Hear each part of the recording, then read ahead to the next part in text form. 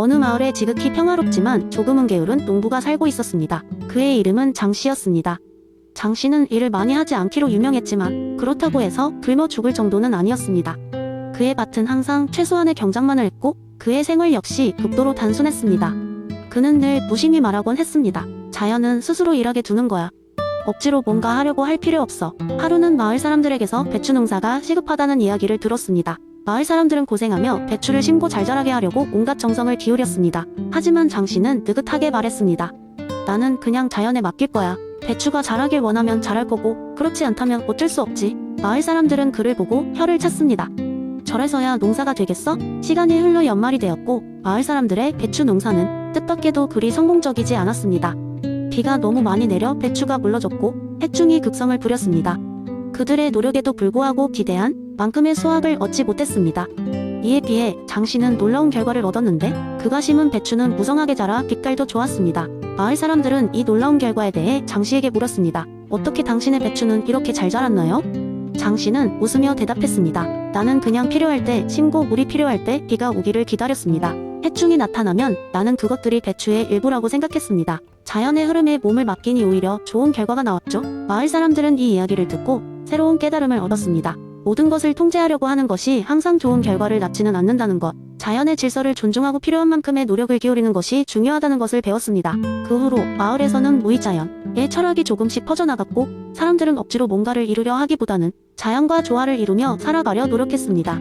장씨의 밭은 그 이후로도 항상 풍성했고 그는 마을 사람들 사이에서 자연의 지혜를 아는 사람으로 존경받게 되었습니다. 결국 무의자연의 철학은 단지 농사에만 국한된 것이 아니라 삶 그 자체에도 적용된다는 것을 마을 사람들은 깨달았습니다. 때로는 애쓰지 않고 자연의 흐름을 따르는 것이 더 큰 지혜가 될 수 있다는 교훈을 얻었던 것입니다. 두 번째 이야기인 날예적 조선시대 이황 선생이 성리학을 연구하며 세상 만물의 이치를 밝혀가던 어느 날의 이야기입니다. 퇴계 이황은 아침 햇살이 눈부신 날 그의 제자들과 함께 숲 속을 거닐고 있었습니다. 그날따라 숲은 유난히 평화로웠고 새들은 전주곡을 연주하듯 아름다운 소리를 내었죠. 제자들이나 이황 자신이나 이론을 공부하는 데에는 익숙했지만 이론을 생활 속에 적용하는 것은 또 다른 문제였습니다. 제자들은 종종 이와 기는 도대체 어떻게 상호작용하는 건가요? 라는 의문을 가졌고 이황은 이러한 궁금증을 풀어주고자 했습니다. 자, 얘들아, 이곳에 멈춰서서 눈을 감아보렴. 이황은 말했다. 제자들은 그의 말을 따라 곧장 눈을 감았습니다.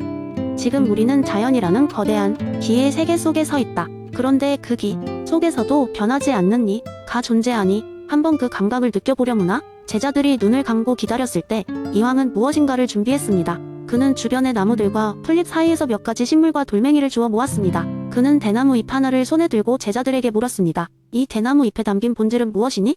이 질문에 제자들은 잠시 고민했습니다. 그러고는 한 제자가 대답하길 대나무가 지닌 탄력성과 고듬이 이가 아닐까요? 라고 했습니다. 이황은 웃으며 고개를 끄덕였습니다. 그 말이 맞느니라. 그렇다면 이 대나무 잎이 바람에 흔들리는 것은 무엇일까? 이 질문에 또 다른 제자가 손을 들어 대답했습니다. 그것은 기의 역할이죠. 선생님, 바람이라는 기가 있어서 대나무 잎이 움직이는 것입니다. 이황은 기뻐하며 손뼉을 쳤습니다. 옳거니? 이황은 제자들에게 대나무 잎을 하나씩 나눠주며 말했다. 이 잎의 본질인 이는 그 탄력성과 고듬을 유지하지만 바람이라는 기와 만나 춤출 때 그 본질이 생생히 드러나는 것이란다. 이처럼 세상의 모든 것은 이와 기가 서로 발현하며 조화롭게 존재한다. 제자들은 이황의 설명에 고개를 끄덕이며 깊은 깨달음을 얻었습니다. 그날 이후로 숲속에서의 경험은 그들에게 이론을 넘어선 이해로 자리 잡았고 이들은 매일매일의 삶 속에서 이와 기의 상호작용을 새롭게 발견하게 되었습니다. 이 흥미로운 산책은 자연의 이치를 살아있는 교과서로 경험할 수 있는 소중한 시간이었으며 이황의 가르침은 그들 각자의 삶에 깊은 영향을 미치게 되었습니다. 마지막으로 이황은 덧붙였습니다. 이러니 저러니 해도 잊지 말거라. 결국 중요한 것은 이성과 신체가 조화롭게 발현되는 삶을 살아가며 매일의 순간 속에서 이러한 이치를 느끼고 깨닫는 것이니라. 제자들은 고개를 숙여 그 뜻을 마음 깊이 새기고 새로운 결심을 다지게 되었습니다. 세 번째 이야기. 한때 깊은 산 속에서 유유히 자라던 한 그루의 나무가 있었다. 이 나무는 자신의 존재를 숙고하며 자라면서 종종 자신을 둘러싼 세상에 대해 많은 궁금증을 품곤 했다. 그리고 어느 날 나무는 자신이 이해하는 세상의 기초와 그 본질에 대해 곰곰이 생각하기 시작했다. 바람이 불어오면 나뭇잎은 흔들리기 시작했고 나무는 그 움직임 속에서 느껴지는 힘을 기라 불렀다. 바람은 언제나 눈에 보이지 않았지만 항상 느낄 수 있었으므로 바람을 기라고 부르는 것이 적절하다고 생각했다. 그런데 이 바람이 나무의 가지를 흔들고 나무는 그 힘에 따라 나뭇잎을 움직이며 햇빛을 더 많이 혹은 적게 받게 되었다. 그러다 보니 나무는 스스로의 생장에도 영향을 받는다는 사실을 깨달았다. 하지만 나무는 지금 위기가 어떤 방식으로 작용하고 있는지 그리고 왜 그런 변화가 필요한지를 더욱 깊이 알고자 했다. 그래서 나무는 하늘을 바라보며 그 속에서 무언가 고요하고도 변함없는 원리를 느낄 수 있었다. 이 무형의 원리를 나무는 이라고 불렀다. 이는 항상 그곳에 존재하였고 모든 나뭇잎의 움직임과 나무 자체의 방식에 깊이 스며들어 있었다. 나무는 자신이 자라면서 벌어지는 모든 것에 이보이지 않는 원리가 있었다는 것을 깨달았다.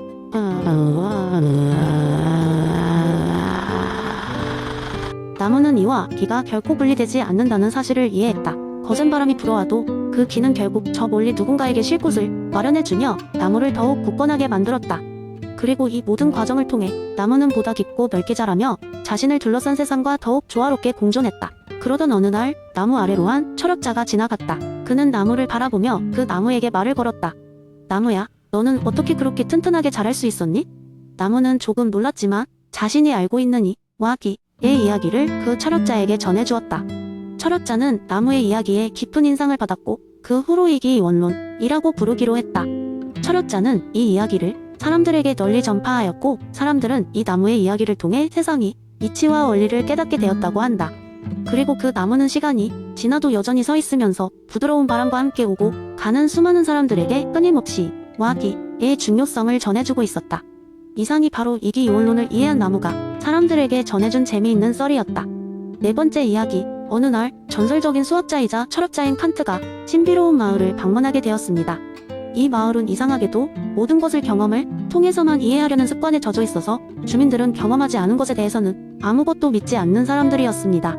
칸트는 그 마을을 걷다가 우연히 한 젊은 청년을 만나게 되었습니다. 청년은 다른 주민들처럼 경험 중심의 사고방식을 가지고 있었지만 무언가 부족하다는 것을 느끼고 있었습니다. 청년이 칸트에게 다가와 말했습니다.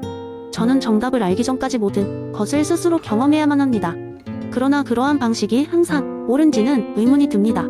칸트는 미소를 지으며 말했습니다. 여기 내 수수께끼를 들어보게나? 7과 5를 더하면 무엇이 나오겠나? 청년은 황당하다는 표정으로 그야 10이죠. 그건 누구나 알 수 있는 사실입니다. 제가 굳이 7개의 돌과 5개의 돌을 모아야만 할 수 있는 것도 아니잖아요. 라고 대답했습니다. 칸트의 미소는 점점 깊어졌습니다. 그렇다면 그 대답이 경험에 의한 것인가? 아니면 다른 방법으로 알게 된 것인가? 자네가 10이라는 답을 직접 경험했나? 청년은 순간 망설였습니다. 그건 글쎄요. 경험이라고 할 수도 있지만 경험하지 않고도 그냥 하는 판단 같은데요? 칸트는 그제야 본론으로 들어갔습니다. 바로 그 점이 중요한 걸세. 자네는 지금 선언적 종합 판단을 한 거라네. 자네의 머릿속에는 이미 수학적 진리를 이해할 수 있는 기본 틀이 내재되어 있어. 경험 없이도 그런 결론에 도달할 수 있는 걸세.